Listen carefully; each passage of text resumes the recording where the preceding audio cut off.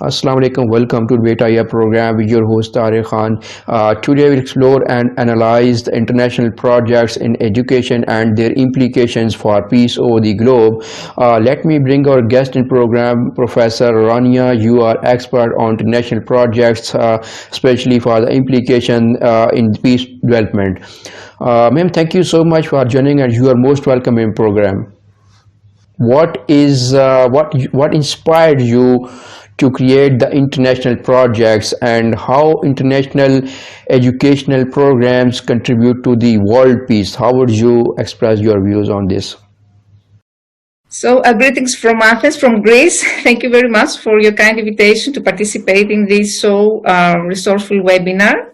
Today we're going to discuss about the importance of STEM education, and since STEM is the future of education, and I'm going to present you some of my winning international humanitarian STEM projects based on the Sustainable Development Goals as they described in the 2030 agenda.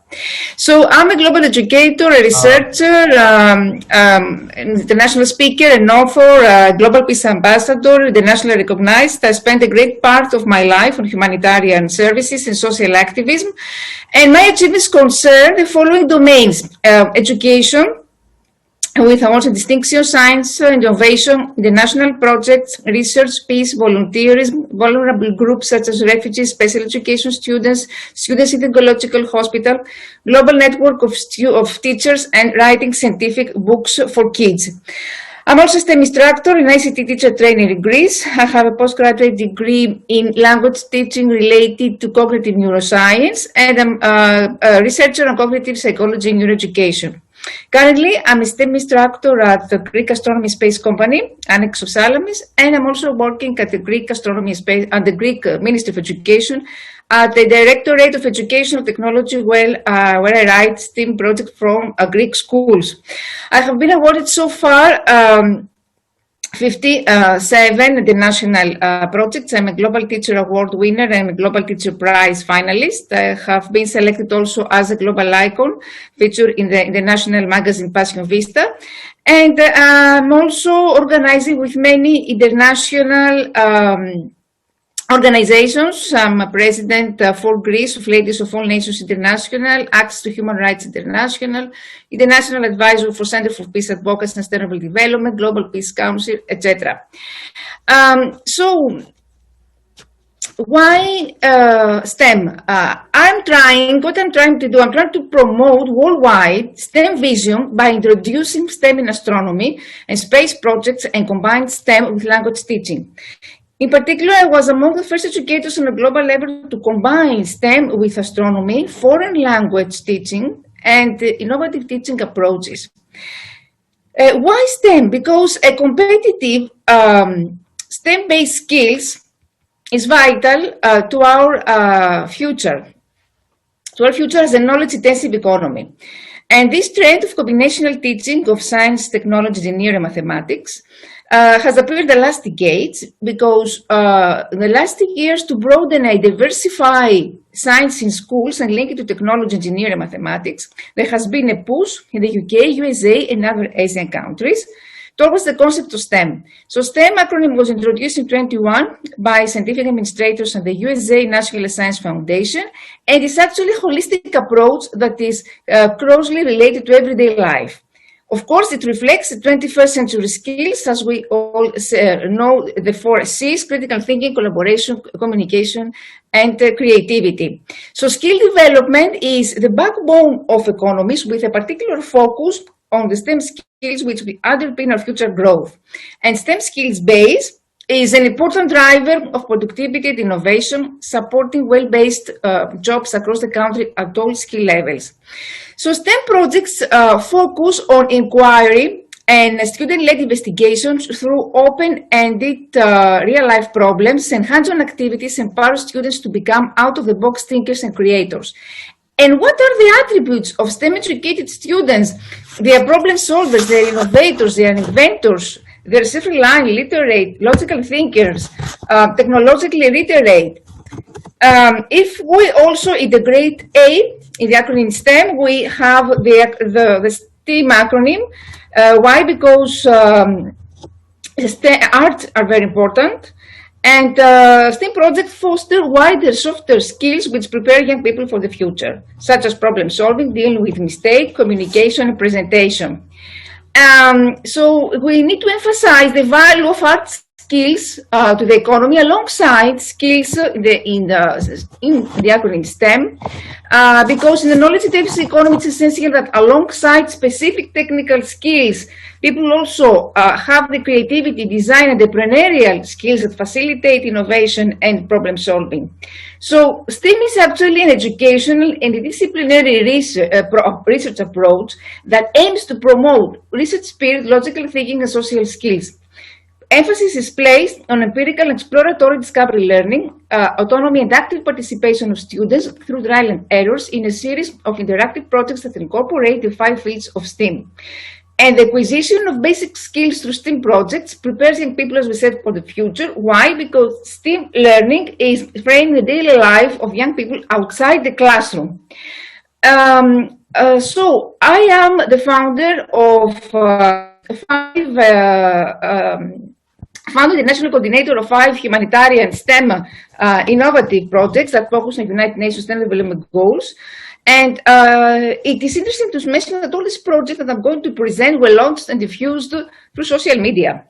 It's very important because communication is facilitated by social media, and this is a blessing actually for educators too, because through media a teacher can get acquainted with the work of his colleagues miles away from his country, and international projects can be implemented, and online classes can reach many students all over the world. So we are grateful for this gift of communication, and we can leverage it in the best possible way within the framework of our abilities. So my first project is called Water Life Given and Threat, which is addressed to students, especially in Africa, and aims at raising water awareness among children to teach them how to sanitize their water and to create opportunities for them to appeal to the benevolence of sponsors and private citizens, people in general who are willing to contribute financially to the creation or for the appropriate infrastructure towards safe water. So it focuses on 4 out of 17 United Nations goals, describing the agenda: good health and well-being, clean water and sanitation, reducing inequalities, peace, justice, and strong institutions. So why the project is original? Because it's the first time that STEM and water education are combined in a course, the originality of which is due to the fact that children are encouraged to use natural resources for their activities, since their poverty doesn't allow them to be able to afford school supplies.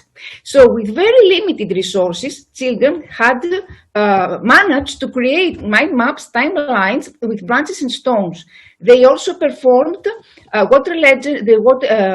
performed physics experiments, water experiments, and they learned how to filter water, and they compared water legends from several African countries.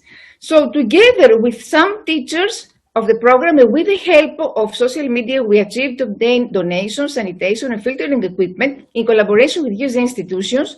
Furthermore, 6 wells were drilled in an area of Malawi where children had to walk for 9 minutes to find water, and we also raised the donations of food, water, and juices from Greek language schools where we organized online fundraising events.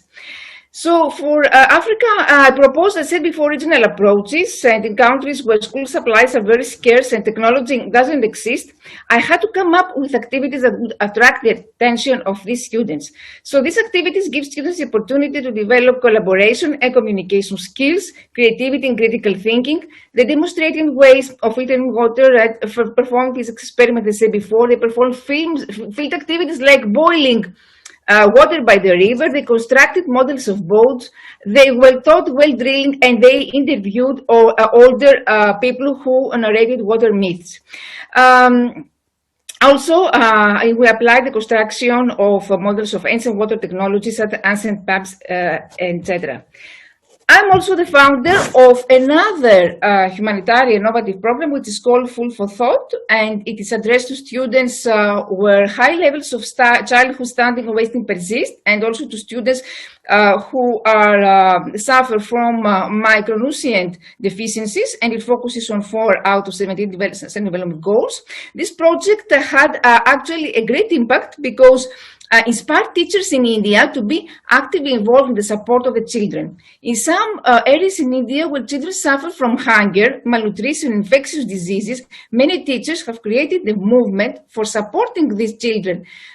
They visited slums, they educated their families about nutrition, they gave them money and conducted surveys. These 2 projects, Food, Water and Water project, were impossible to implement, of course, without the help of social media, because social media play a very important role in sensitizing people and in general the national audience towards the problems of developing countries. And it's important that international organizations became interested in helping African Indian children after they saw the progress they made as students with my educational project. I'm also the founder of biggest and most successful so far STEAM educational project, which is called Food for Innovate Your Dreams. And the main subject of this project was the future jobs. It taught 3 out of 17 United Nations goals. Quality education, affordable and clean energy, industry, innovation, and infrastructure. And over 60 countries were involved in this project, over 2,000 teachers in schools, and over 100,000 students registered. Many countries embraced the project with great enthusiasm, and it is noteworthy to say that this project started to evolve in a revolutionary educational movement of a far-reaching impact all over the world. Educators were very passionate, and they promoted everywhere the vision and goals of the project. For example, inspirational high school teachers and students in Montenegro walked along the streets to promote the vision of the project for the TV channel, and they also raised awareness about the problems in their community in the world. More importantly, they highlighted how students learned in this project using their imagination instead of textbooks. So students from all over the world created revolutionary songs, poems, banners, t-shirts, and desserts. They produced amazing arts and crafts, and inspired of their future dreams and the project logo, and so they celebrated their certificates. I would say that I am the co-founder and collaborator with another teacher of this project. Recently, I launched another one, which is called COVID, a life-changing experience. And obviously, this project aims at promoting knowledge about coronavirus and the ways it spreads the disease, engaging students in the study of ways to prevent the spread of the pandemic, and encouraging students to share their experiences and feelings about the outbreak, and giving the opportunity to develop creativity and collaboration skills through project-based activities and reality-based scenarios. And this project is focusing on 3 out of 17 United Nations Sustainable Goals. I'm very excited because very recently, last week, I launched a new one in collaboration with the Center for Peace Advocacy and Sustainable Development, which is called Gender-Based Violence, Why Peace is a Much Better Option. It is actually inspired by students in Nigeria. And this project aims at increasing gender-based way of awareness, and that changing behaviors in this way can help students, can help reduce the gender inequality that exists at all levels of society in Nigeria. So we see that the project focuses on 5 out of 17 development goals. And of course, the outcome of this project is the strengthening the idea of peace among students who suffer from this gender conflict. Moreover, I wrote a new project for Greek schools, the Greek ministry, where I work, which is addressed to primary Greek schools, and it's called SOS, We're Changing the Earth's Climate. It's a interdisciplinary STEM project that aims at raising children's awareness of the climate change, and it's original because it combines environmental education, STEM education, and art. I'm also the project founder of many astronomy projects. First one is called Stellar Planetary Neighborhood of the Earth, collaboration with the University of Thessaly, and it's innovative because it combines robotics, astronomy, and augmented and virtual reality and gaming. I've also designed courses of astronomy, combining STEM with astronomy. I'm also an active member of the Greek Astronomy Space Company, the Hellenic Film Society, and together we organize many STEM projects and workshops and lectures and also astronauts. And we are collaborating towards the science popularization, astronomy popularization, not only for the lay person, but also for the privileged children. And also I had the opportunity to participate as a flexible zone teacher in a very innovative pioneer program which is organized by CERN, the European Organization for Nuclear Research. And there, with my students, we did miracle, and we have received many awards through this participation. The main challenge there was that I had to redesign the syllabus because this project concerns teaching of modern physics, in particular particle physics, to primary school students. So I had to redesign the syllabus, which does not include modern physics. I had to be innovative and creative and use materials that motivated my students' creativity, such as Lego cardboards. We use also new technologies such as 3D printer. And the great outcome of these activities was the production of an original audiovisual material in the form of educational resources that is valuable not only for students but only for anyone who is interested in physics in general. Students created many simulated experiments. They depicted, for example, a particle detector through a wide variety of techniques and materials such as wood, 3D printing, organizing other CMS exhibitions, many projects.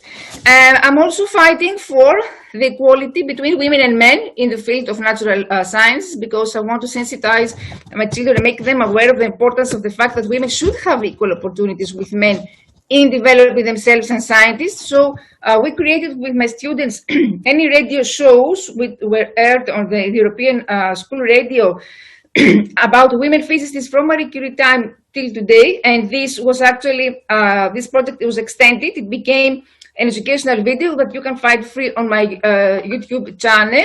And it presents the portraits of 30 eminent women from Marie Curie time till today. And the goal, of course, of this video is to break down gender stereotypes and bias against the women in science. I'm proud because I am among the first educators that introduced STEM in foreign language teaching. Here you can see a very live popular show which was presented on Facebook, and it has many views worldwide. And why it is original? Because it combines a physics experiment, here you can see a lemon battery, with English grammar, the conditionals in English, and also the phenomenon of bullying and dramatization. The program is called Science Say No to Bullying, and children will have the opportunity to experiment at the same time, to learn English grammar, at the same time experiment with a physics experiment, the lemon battery, and at the end they dramatize the phenomena through theater. Also, I had the opportunity to participate in an important event in London organized by Tess Camfet in order to help Zambian teachers to adapt their methods to the demands of new structures. So the main challenge was to create activities, STEM activities, using only the resources that are available to Zambian teachers who have limited or no access to pens, pencils, etc. During my also free time, I devote myself to teaching STEM to children with cancer in the Gynecological Hospital. And it's actually a miracle because these students who suffer from terminal diseases see how they light up and how they are excited when they're engaged in STEM activities. I'm also volunteer for students refugees and also special education students with special education needs. I'm also youth mentor internationally. During the COVID pandemic, I wrote a very important article you can find also. It's free. It is called "Teaching the Coronavirus Age: A Neuroscientific Approach," and it is actually a guide for educators about how they can use effective strategies to cope with mental health disorders and to cope in general with the students in a virtual classroom. I'm also an author of scientific books for kids. Recently, I wrote an astronomy book for children of 5 years old and above. It is called Planetary Interviews, and it's original because it transfers astronomical knowledge through humoristic dialogues. I'm social activist, global peace ambassador also, ambassador of the Ecumenical Delphic Union, and member of the Educational Committee of Ecumenical Delphic Union, collaboration with Harvard University. I have received many humanitarian awards and many peace awards. And recently I became the National Ambassador of Volunteerism Education of the Greek Academy Volunteerism Education, Help Hellas. My role there is to promote volunteerism education, to help people with special education needs, and contribute to the creation of a global network of Greek volunteers all around the world. I'm also editorial member of many journals. I have presented my research in numerous the national conferences. I'm also an ICT teacher trainer, and I'm contributing to the improvement of the teaching profession by encouraging my colleagues to set high standards. So I grasp every opportunity I get to discuss educational subjects with other teachers. First of all, we need to say that peace is not only the absence of war, it's a quality of life. And it's important here to refer to the distinction between positive peace and negative peace. Negative peace refers to the absence of violence. When, for example, a ceasefire is enacted, a negative peace will ensue. And it is negative because something undesirable stopped happening. For example, the violence stopped, the oppression ended. Positive peace is filled with positive content as the restoration of relationship, the creation of social systems that serve the needs of the whole population, the constructive resolution of conflict. So my educational projects obviously cannot stop wars, but they can contribute to the improvement of the quality of life, and they are investment for the future, since they help children develop an attitude that favors no violence and peace. So I'm trying to promote positive peace with my educational project, because positive peace is actually based on sustainable investment stability and high standard of living. So my water, especially my water and food projects, were addressed to African countries that suffer from all the disadvantages of negative peace, such as lack of water and food. But I am trying to alleviate all this through education. I'm trying to make negative peace look like more positive peace. Ma'am, how the international projects can become a source of inspiration for other academicians, researchers, peace builders, and other teachers? How would you express your views? Teachers in general tend to emulate and inspire each other. It is a part of teaching profession. Teachers work on the improvement of students, but they also work on the improvement of themselves and their teaching practices. From my experience, I saw how during the Innovate Your Dreams, where I'm a co-founder, I was mentoring every day teachers from all over the world, and the feedback I was getting every day was amazing. And this project started to evolve in a revolutionary educational movement, as I said before, because educators were very passionate. They promoted everywhere the vision and the goal. They raised awareness about all the problems through this project. They raised awareness about the problems in their TV channels. And students, it's very amazing that created they promoted the project through various ways, such as I said before, through research, through poems, they created banners, songs, arts and crafts inspired by the logo of the project and celebrate the certificates. So these projects can also can inspire teachers and have a great impact on social media. It is important, as I said before, because in India, for example, for my Food of Thought project, teachers visited slums in India, they educated them, and they gave them money, and they conducted surveys. So it's important for me to write projects that inspire and have inspire teachers and have a far-reaching impact. Ma'am, how difficult can be the implementation of a STEM project in countries where there is no adequate technological infrastructure? How would you express your views? Implementation, as I said before, difficult and challenging because STEM includes by definition technology. So projects in technologically challenged countries, STEM project without technology, that we call STEM Unplugged, it's very, very difficult. So I had to said before to face many challenges during this project. I mean that students had no resources, so we tried to use natural resources. As I said before, they couldn't even send me photos.